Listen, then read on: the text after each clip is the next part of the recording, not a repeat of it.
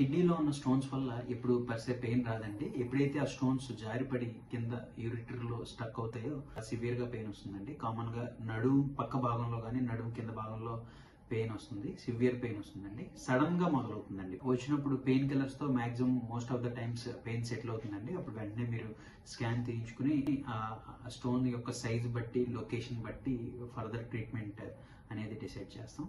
కానీ గుర్తుపెట్టుకోవాల్సింది ఏంటంటే పెయిన్ తగ్గిపోతే స్టోన్ పడిపోయింది అని నెగ్లెక్ట్ చేయొద్దు. ఎందుకంటే 1 centimetre or 1.5 centimetre stones common గా పెయిన్ ఒకసారి వచ్చిన తర్వాత అవి పడవు, అక్కడే ఉండి స్టక్ అయిపోతాయి. స్లోగా కొన్ని వీక్స్ లో కిడ్నీ డ్యామేజ్ అవ్వడం జరగవచ్చు. అందువల్లే ఎప్పుడైనా పెయిన్ తగ్గిపోతే స్టోన్ పడిపోయింది అని అనుకోకుండా పెయిన్ వచ్చినా సరే ఇప్పుడు స్కాన్ చేయించుకుని ఒక సైజుని, దాని లొకేషన్ని కనుక్కొని అది పడిపోయింది అని కన్ఫర్మ్ చేసుకున్నాకే దాన్ని వదలాలి.